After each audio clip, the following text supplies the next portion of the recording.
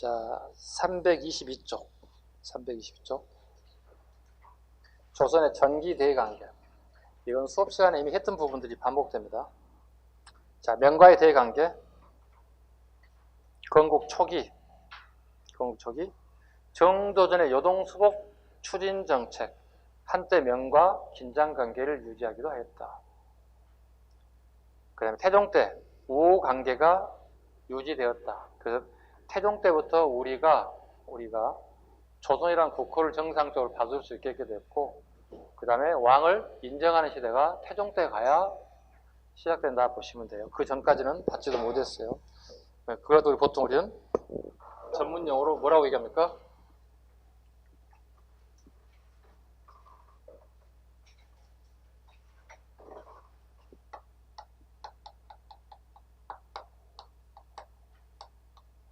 고명책인이라는 말을 써요. 고명책인이라는 말을 써요.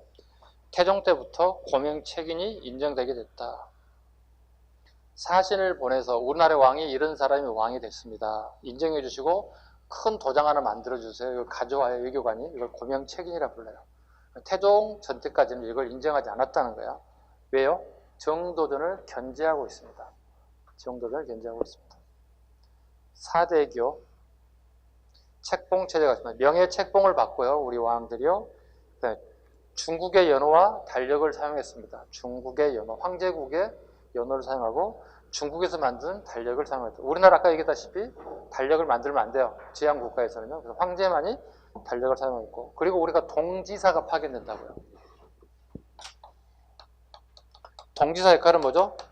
중국에 가가지고 달력을 구입해 받아오는 거예요. 명나라로부터 명에서 만든 달력을 받아오는 거예요.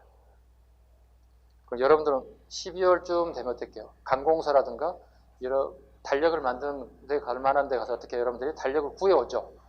그죠? 그럼 여러분 집에 얘기하고 나가시면 돼요. 어머니, 제가 동지사로서 역할을 하고 오겠습니다. 이렇게 하시면 돼요. 어머니, 동지사로 역할이라니 무슨 말이야? 네, 동지사란 달력을 구하러 가는 사람입니다. 달력을 오늘부터 수집해 오도록 하겠습니다. 몇 개가 필요합니까? 이렇게 해서 구해 오시면 되겠습니다. 그 다음에요, 조공무역. 명과 선진 문물과 기술을 도배해 실리적 외교를 택해서 조공무역을 하겠다. 조공무역에 문제가 또 하나 있어요. 조공무역을 우리 조선이 명나라에다 1년에 3번 하겠다, 3회 하겠다고 얘기를 해요. 근데 명은요, 반대로 조선에 3년에 한 번만 요구해요. 명나라는. 우리는 1년에 3번을 요구해요. 왜일까요? 우리 지금 반대로 생각하는 경우 많죠, 지금 현재. 한 3번 해야 되는 거 아닌가요? 근데 명은 우리나라에게 3년에 한 번 정도를 요구해요. 우린 이걸 요구해요. 이렇게 하는 이유는 뭘까요? 무역을 우리가 활성화하고 싶어 하는 거예요. 즉, 중국의 선진물을 받아들일 수 있는 건 이거밖에 없어요. 기회가 없어요. 이거밖에 없어요. 그래서 우리는 1년에 3번 가겠다. 아니야, 3년에 한 번만 와. 이렇게 얘기하는 거예요. 말은 그래, 우리 조공무역이라고 하지만 실질적인 동등한 관계라고 합니다. 그 당시에 거의 대부분의 중국과의 관계가 대부분 이런 조공무역 관계를 맺기 때문에 우리가 군신관계를 보지 않는 이런 의미를 가지고 있는데, 요즘 세대에서는, 요즘 학회의 내용들은 그런 내용을 보지 않고요. 우리 무역의 활성화이고 일반론적인 그 당시의 동향의 추세였다, 이렇게 보고 있습니다. 여진과의 관계가 있습니다. 자, 강경책, 사군 육진 개척. 최윤덕, 김종서. 했죠, 이건 이미. 삼남지방으로 주민을 이주시켰다. 그리고 그 지역의 토를 관리로 삼았다. 토관제도. 이건 상피제대 원칙에 벗어나죠. 그죠? 왜? 그 지역 출신자를 관리로 임명하고 있을 수 없는 일이죠. 토관제도의 이 내용 때문에 상피제도가 원칙에서 살짝 벗어나는 적용이라고 하는 단어를 쓰이기 시작했다. 우리의 영토가 압록강에서 두만강까지 결정되는 시기이기도 하다. 다음 323쪽 일본과의 관계. 강경책, 해유책 두 가지가 있습니다. 강경책, 이종무의 대마도 정벌. 어느 왕식입니까? 세종대왕 원년이죠. 세종 원년이죠. 제가 세종 원년이면 실상은 누가 명을 했다고 얘기했습니까? 상황이었던 태종에 의해서 대마도 정벌이 이루어졌을 것이다. 단 이거 할 때 함정에 빠지지 말라고. 누구하고? 고려 말에 대마도를 정벌한 분이 한 분 더 계시죠? 박위. 네, 박이라는 사람하고 구분 하셔야 돼요. 고려 말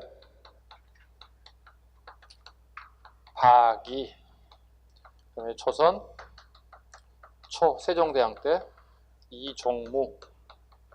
대마도 정벌 구분할 것.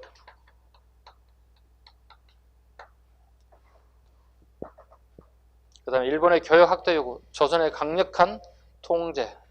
첫 번째, 삼포 개항을 누가 시켜줍니까? 세종대왕이. 그리고 개해약조를 통해서 세사미도 200석만 제한하죠. 쌀과 콩을 도합 200석만 가져갈 수 있게끔 제한을 하죠. 그런데 얘네들이 부족하다고 삼포지에서 애구들이 난을 일으켰다. 이걸 뭐라고 한다고요? 삼포예란이라고 한다. 삼포예란이라고 한다. 그 다음에 을묘예변이 발생했다. 을묘년에 애구들이 우리나라에 침범하기 시작했다. 이걸 계기로 비변사가 만들기 시작했다. 자, 다음 페이지. 삼포개항, 개해약조, 그 다음에 삼포예란, 그 다음에 임신약조, 을묘예변의 별표 하나 할까요? 을묘예변. 을묘예변을 계기로 국교가 단절되었다. 그리고 진관체제가 재승방략체제로 전환됐다. 무슨 얘기예요? 해남 앞바다가 뚫렸잖아. 해남 앞바다에 애구들이 왔는데 아무도 없어. 군사들이. 상륙했겠지. 즉 1선의 군사가 배치 안 됐다는 얘기잖아. 2선에 배치됐잖아요. 그죠? 그래서 1선인 재승방략체제로 다시 전환됐다. 그리고 비변사가 이제는 상설화됐다. 그래서 을묘예변이 잘 나올 수밖에 없습니다. 다시 임진왜란 때 재승방략체제가 또다시 실패하죠. 왜요? 부산 앞바다가 뚫리죠. 네. 20만 애구들이 침입이 오죠. 결과적으로 진관체제로 다시 전환되었다 정도까지 가겠습니다. 325페이지 통신사 파견. 배경. 에도 막부, 도쿠가와 막부와 쇼군들이 바뀔 때마다 그 권위를 국제적으로 인정받기 위해 조선에 사절 파견을 요청해왔다. 그 사람들은 통신사라고 합니다. 자, 선조 때부터 시작해서 순조 때까지 총 12번에 걸쳤다. 12의 동그라미 칩니다. 자, 그 후에 여백에다가 매년 X적습니다. 매년 파견 X적습니다. 가끔 그런 질문이 만들어져. 매년 파견 아닙니다. 총 따져봤더니 12번 정도 갔네요. 그 다음에 인원이 4,500명씩. 예, 엄청난 인원이 갔다. 그리고 이게 하루 갔다 오는 게 아니라 6개월에서 1년 정도 코스로 간다. 이걸 일본 애들이 모든 비용을 부담한다는 거예요. 엄청난 예산이 투입되는 거예요. 일본 애들이 어떻게 해요? 이로 인해서 반대하는 사람이 등장했다고요. 예산이 너무 많이 소비된다. 나타나는데 끝줄에 국학운동이 밑줄고 있습니다. 국학운동이 일어나는 계기가 됩니다. 야, 우리나라도 조선 거 안 배워도 되잖아. 우리나라 와 있는, 즉 일본의 학문이 있잖아. 이걸 배우는 운동이 벌어진다고요. 국학운동이 벌어집니다. 국학운동이 발전되면 어떻게 갑니까? 끝에 우리나라에 무슨 짓까지 합니까? 정한론으로까지 이제 변질되는 거예요. 우리 한국을 정벌해버리자. 차라리 정한론이 등장합니다. 한국을 차라리 정벌해버리자. 그 수준까지 올라가는 거예요. 이제. 자, 넘깁니다. 326쪽 양난의 극복 중에 임진왜란 보겠습니다. 임진왜란. 자, 임진왜란 순서를 물어보지는 않는 것 같습니다. 지금 현재는요. 뭐 나올 수도 있겠지만, 자, 일단 순서부터 한번 보겠습니다. 순서 보겠습니다. 박수로 가겠습니다. 전개 과정입니다. 20만 내군이 부산성에 상륙, 부산진이 함락되었고, 부산진 천사 정발이 폐했다. 부산이 밑줄 그으시고 정발 밑줄 그었습니다. 두 번째, 동래성이 부산에 있습니다. 동래성이 무너졌습니다. 송상현 밑줄 그었습니다. 가끔 정발과 송상현을 바꿔놓는 경우가 있습니다. 부산진, 정발, 동래성, 송상현 구분하시기 바랍니다. 그 다음에 충주탕금대에 신립장군이 비수전을 쳤지만 실패했습니다. 그 이유는 실패한 이유는 평기전을 펼쳤다. 우리가 이길 수 있는 확률이 줄어들어요. 왜? 일본 애들은 뭘 가지고 있습니까? 조총을 가지고 있어서 우리가 승리할 수 없었다. 신립의 잘못된 판단이 우리 군사를 잃게 했다. 그 결과 충주성이 무너졌다. 이때 선조의 행위는 개성으로 도망가고 말았다. 한양을 버리고 개성으로 도망가기 시작했다. 충주성이 무너졌다. 충주성이 무너지면 서울은 금방이거든요. 그래서 도망갑니다. 자, 발생 18일 만에 서울까지 함락, 6월에 평양과 함경도까지 침입, 호남을 제외한 전 지역이 장악되었다. 와우. 엄청나죠? 20일도 안 되는 상황에 우리나라 3분의 2 이상이 다 무너졌어요. 이렇게 부산 앞바다로 왔습니다. 볼까요? 이렇게 올라갑니다. 경상북도 문경세제까지 이렇게 올라갑니다. 그리고 여기가 충주입니다. 충주가 무너지면 서울은 바로 왕이 도망가게 됩니다. 그 얘기입니다. 자, 그렇다면 애구들이 또 한 노선은 이쪽으로 가게 된다고요? 가는 이유는 여기 호남 지역을 노리는 거예요. 뭘까요, 여기는? 곡창지대에서 군량미를 확보하려고 하는 거야. 왜? 전쟁이 장기전으로 갈 거 대비하는 거야, 일본 애들이. 이걸 누가 가려막는 거예요? 경상남도 지역에 각제후 같은 의병들이 등장한다고요. 각제후 같은 의병들이 등장해요. 이유는요? 이 사람들 알고 있죠? 여기 뚫리면 뭐가 되는 거죠? 호남이 뚫리면 우리는 끝났다고 보는 거예요. 그렇죠? 곡창지대가 뚫리면 끝나는 거잖아요. 전쟁을 장기전으로 가야 우리가 승리할 수 있는 요인이에요. 왜? 일종의 원정 오용을 해야 되잖아, 일본 애들은. 전쟁 오래 하다 어떻게 지루해지기도 하고, 집 생각나기도 하고, 엄마 보고 싶기도 하고, 동생 보고 싶기도 하고, 고향 생각이 그려지잖아요. 향수병 생기잖아요. 장기전 가면. 근데 호남지대가 뚫리게 되면 우리는 끝나는 거예요. 그래서 경상남도 의병이 일어나고, 그 다음에 전라도 쪽의 의병도 같이 이제 일어나기 시작하는 거예요. 그래서 이 호남지대만 지키는 거예요. 이해 가셨죠? 여기 막히는 거야. 자, 그렇다면 일본 애들 봐봐요. 전쟁은 대부분 다 소모품이에요. 그죠? 먹는 것도 소모품, 쓰는 것, 무기들 다 소모품이에요, 전쟁에. 그럼 소모품이 계속 난다는 것은 전쟁이 장기전할 때 필수적으로 뭐가 해야 돼요? 군수품이라든가 그 다음에 군량미가 보급되지 않으면 이 전쟁은 승리로 갈 수가 없어요. 그렇겠죠? 그렇다면 이 군수 물자와 군량미를 실은 배가 분명히 우리나라 다시 올 거야. 왜? 여긴 다 전투선에 왔기 때문에.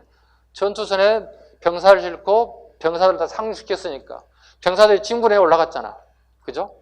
군량미 확보되지 않으면 이길 수가 없고. 당연히 얘들 목표점 어디까지 가는 거야? 얘들까지 가는 거잖아. 그지? 그럼 당연히 뭐가 와야 돼? 군수 물자들이 와야 된다고. 전쟁 물자들이 와야 된다고. 그래야만이 명나라까지 장기전 갈 수 있다고. 근데 문제는 얘들이 엄청난 계획을 세웠어. 엄청난 플랜을 세워서 올라오고 있는 거야. 근데 지금 어디에 지체되고 있는 거야? 경상도 지역에 각제후 같은 의병장들의 꼼짝달싹 발이 묶여있다고요. 전쟁은 장기전 가면 얘들이 불리하다는 걸 알아요. 우리 이건 의병으로 무릎 치는 거예요. 봐요. 그렇다면 이 군수물자가 오겠죠. 그럼 부산 앞바다에 오겠습니까? 아니면 다른 지역에 배열되겠습니까? 여러분 생각이라면. 얘네들의 목적은 봐봐요. 위로 올라가는 거잖아. 그럼 부산에다 퍼봐봐. 이 물자를 퍼봐봐. 그럼 어떻게 돼? 부산에 다시 그 물자를 퍼서 다시 위로 올라가야 돼. 이건 시간 낭비야. 시간 낭비로. 열에 7, 8명이 이수진 옆에 있던 애들이 하는 얘기가 뭐예요? 다시 부산에 입니다. 다 얘기하는 거지. 부산 앞으로 다시 옵니다. 이수진은요? No. 아니야. 부산에 올 리가 없어. 내가 일본군이라면 나는 부산 앞바다로 오지 않을 거야. 이미 얘들의 목표는 서울을 통과시키고 개성, 평양, 우주까지 갈 목적이에요. 그렇다면 가장 지근거리, 서울 가는 지근거리 여기에요. 여기 경기도 평택점에다가 물건을 퍼주면 되는 거예요. 가장 좋은 부분이에요. 그럼 여러분들 봐보세요. 이 배를 부산에 대면 안 되겠지. 그럼 부산에 쭉 오다가 머리를 돌려서 뱃머리를 이렇게 서해안 쪽, 남해안, 서해안 이쪽까지 가잖아요. 이걸 누가 간파했어? 이순신이. 무슨 작전을? 일본의 작전을 간파했다고. 일본의 작전이 뭐죠, 그러면? 이걸 뭐라 불러요?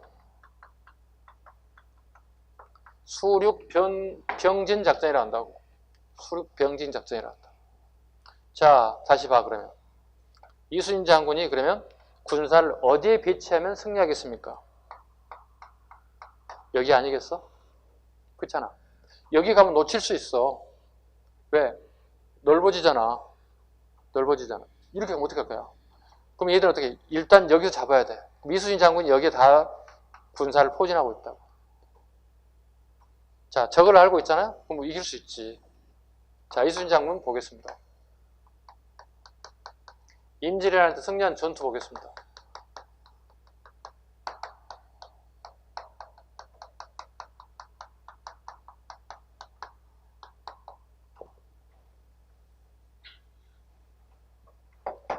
목포의 전, 사천의 전, 당항포, 당포, 한성 다 여기야. 경상도 남해 쪽에, 경상 남도 쪽에 다 진을 치고 있어요. 임질한테 승전 이렇게 가짜 말 만들면 돼요. 옥사당당한가 이렇게 오시면 돼요. 그리고 여러분이 몇 년 전에 최민식 아저씨가 나왔던 영화, 재밌었던 영화 이순신 장군 보신 적 있죠? 제목이 뭐였죠? 명랑은 여기 들어가요, 안 들어가요? 임질이라네. 휴전하지. 그리고 다시 전쟁이 일어났지. 이걸 뭐라 불러? 정유? 제란이라 하지. 이때 등장한 게 뭐죠?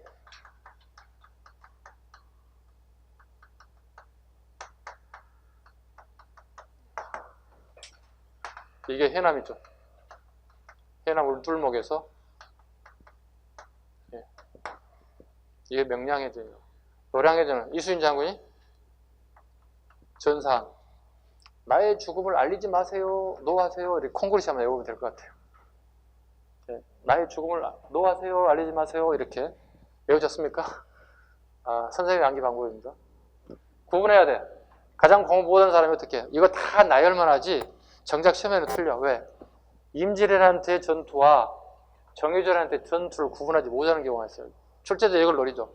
이순신 장군 임질왜란 승리 전투는 목포, 당항포, 한산도, 명량해전 등이 있다. 맞아요, 틀려요? 틀리지. 왜? 임질왜란 아니잖아요. 정유절한테 터진 게 명량이잖아요. 구분하시다. 일단 구분이 안 되면 여러분이 틀리는 거예요. 가장 쉬운 부분에 틀릴 수가 있어요. 임질왜란 때와 정유절한 때 전쟁 기록이 달라요. 특징 하나 볼까요? 사천. 거북선이 처음 사용했다. 전투용 거북선. 한산도 여러분 아시는 하객진 전법이 처음 등장하죠. 하객 날개를 핀 모습, 에워싸는 모습. 상대방을 유인해서 좁은 백기를 이용해서 쭉 빠져나왔더니 우리 군이 하객 날개처럼 쭉 펼치고 있어 에워싸고 있는 모습. 이게 전법 한산도 전 하객진 대처. 그 다음에 쭉 내려가 보겠습니다.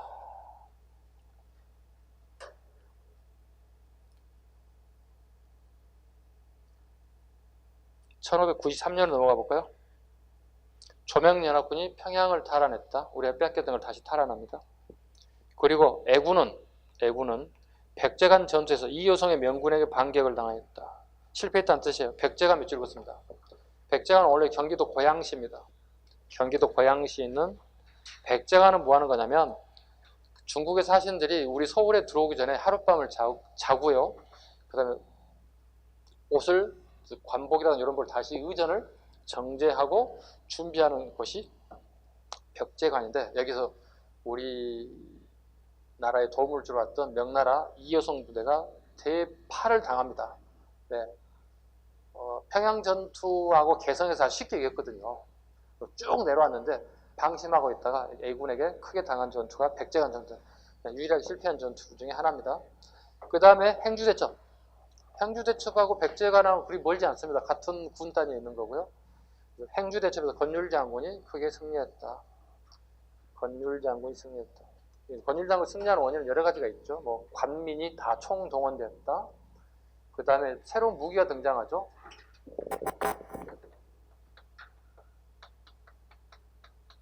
비격 진천내라고 하는 오늘날의 수류탄 같은 것들이 처음 등장하죠. 네. 이런 것이 행주대첩을 승리로 이끌었다. 그 다음에 1593년 2차 진주성 전투 넘게 1차에는 우리가 승리하죠. 1차는 우리가 승리합니다. 진주성 싸움에서요. 근데 애군들은 하지 말아야 할 전쟁을 했어요. 왜냐하면 굳이 지나가는 길목에 진주에 있는 진주성을 공격할 이유가 없어요. 통과하면 되는 거예요. 호남의 곡창지를 잡으면 되는 거예요. 근데 쓸데없이 벌집 건드렸죠. 그걸 가지고 여기서 대패해요, 일본 애들이. 그래가지고 정유주한테 복수하겠다고 다시 어떻게요? 진주성에 와서 어떻게요? 우리 많은 군민들이 희생을 당하게 됩니다. 이때 이제 농계도 희생을 당하게 되는 겁니다. 좀 아쉬운 부분이죠. 자, 그 다음에 오른쪽에 대표적 승병장 한번 보겠습니다. 대표적 승병장. 각재호는 알아야 되겠죠. 최초 의병장이니까. 경상남도만 지킨 게 아니라 호남의 곡창지를 지키는 길목을 차단했던 대표적인 인물입니다. 그 다음에 전라도 쪽도 꽤 많이 늘어났죠. 고경명, 김덕령, 김천일. 정문부를 볼까요? 자 보시면 각재우, 조원, 고경명, 김덕령, 김천일 전부 다 의병이에요. 근데 그 유생의병이라는 뜻이에요. 근데 여기 정문부는요 관료 출신이에요. 살짝 적어놓고 연필로 관료 출신 의병장이에요. 모두 의병은 유생의병장이다. 이렇게 하면 틀린 질문이에요. 관료 출신의 의병장이 정문부도 있습니다. 함경도 경성에서 크게 활약했다. 이것과 관련돼서 유명한 문화재가 우리나라에 발현됐겠죠. 북간대첩비. 임진왜란 때 우리가 승리한 비를 갖다 기념하게 세운 거야. 함경도에다가. 근데 일제 시기에 일본 애들이 이걸 모르게 훔쳐갔어요. 일본으로 가져갔어요. TV 모 프로, MBC인가 모 프로에서 무슨 호텔 뒤에 처박혀 있는 걸 봤더니 글자 써진 걸 봤더니 북간대첩비였어. 그래서 일본의 요구에서 우리가 반환을 받았어. 그리고 우리나라가 반환을 받아서 다시 북쪽으로 보내서 그 제자리에 세워놓게 만든 게 북간대첩입니다. 스님 보겠습니다. 평안도 묘향산 휴정 서산대사라고 불립니다. 평양탈환에 공을 세웠습니다. 그리고 그의 제자 유정 또는 사명당 금강산에서 평양탈환에 공을 세웠습니다. 그리고 임진왜란 이후에 일본에 건너가 사조를 건너가 포로를 송환하는 데 역할을 했습니다. 포로 송환 미치고 있습니다. 특이한 점은 대한민국에 그 당시에 조선이라고 하는 나라에 관료가 포로를 송환하러 간 게 아니고 스님을 보냈어요. 왜일까요? 여러분 그 초등학교 때 이런 거 읽으셨는데 선생님 초등학교 때 이런 거 기억나는데요. 포로 송환하러 갔는 스님을 갖다가 일본 애들이 방에다 놓고 문을 잠가놓고 장작불을 떼어서 태워 죽이려고 했다. 뭐 이런 얘기 책으로 읽은 거 있습니까 혹시? 요즘에 그런 거 안 읽군요. 쓸데없는 책으로 선생님만 읽었거든요. 초등학교 시절에. 그래서 의문을 품었죠. 제가 우리 부모님한테. 이러면 덥잖아요. 덥지. 덥다고 해서 죽겠는데요. 근데 어떻게 살았죠? 읽어봐. 우리 부모님 읽기 싫으니까 읽어봐. 계속 그렇게 또 기억이 나는데요. 이런 전설이 살아있던 인물이 사명당입니다. 포로 송환을 갔다. 왜 갔을까요? 봐봐요. 전쟁을 하다 보면 우리나라 사람만 포로 가는 게 아니야. 조명연합군이잖아. 그러면 어떻게 명나라 애들도 포로가 있겠지. 그럼 우리만 얌체처럼 내일론 가갖고 우리 조선인들만 포로만 싹 데려오면 어떻게 해? 명나라가 어떻게 조명연합군 한 편을 먹었던 사람 굉장히 서운할 거 아니야. 눈치를 보고 있는 거야. 명나라 눈치를 보고 있는 거야. 그래서 우리는 변명할 수 있는 건덕지를 만드는 거야. 그거 우리 정부에서 보낸 거 아닌데요. 민간인 스님이 갔나 본데 우리 모르는 일인데요. 발뺌하기 딱 좋은 거예요. 그런 목적으로 스님인 사명당이 포로 송환에 갔다.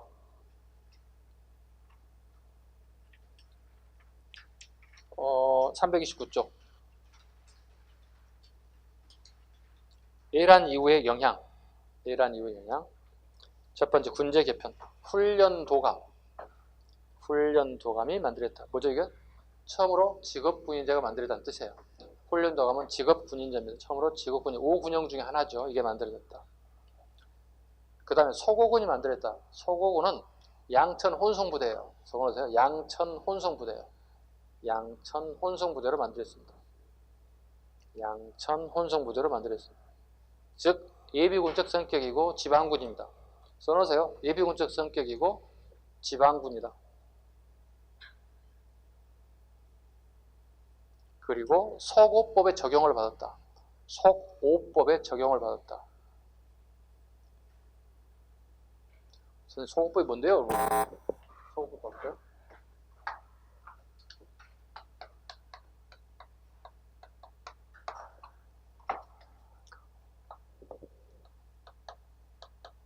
병법서인 기호신서를 참고해서 만들었어요. 왜냐하면 임질이라는 또 우리가 승리할 수 있는 요인 중에 하나가 의병이 있거든요. 그 다음에 조명연합군이 있고, 승리 요인이 이렇죠. 보통 한 3가지로 구분할 수 있죠. 이분의 한략, 이렇게. 의병이 한략을 해서 승리할 수 있는 수준은 뭐죠? 소수 인원이죠. 소수 인원의 가장 장점은 뭘까요? 우리 영어로 치면 스피드겠죠. 그 다음에 자기 지역이요. 지형을 굉장히 익숙하게 잘한다는 거예요. 지형에 익숙하다는 거지. 이게 승리 요인이거든. 속어법은 뭐냐면 소수 인원으로 구성돼요. 소수 인원이고, 두 번째, 무기의 다양성을 가지는 게 속어법이에요. 예를 들어서 소대병력이 20명에서 30명 정도 된다면 여기에 다양한 무기 체계를 가지고 가요. 상대방을 무너뜨릴 수 있는. 이게 속어법이에요. 그게 척개광이 적은, 중국의 척개광이 적은 기호신서에 참고해서 만들어진 게 속어군 체제다 보시면 돼요. 적은 인원으로 빨리 스피드 있게 움직일 수 있고 다양한 무기 체계를 가지고. 그죠? 요즘에 군대에 보면 소대병력 아시죠? 우리 남성분들 군대 다녀오신 분 소대병력 기억나시죠? 보통 몇 명 정도 있습니까?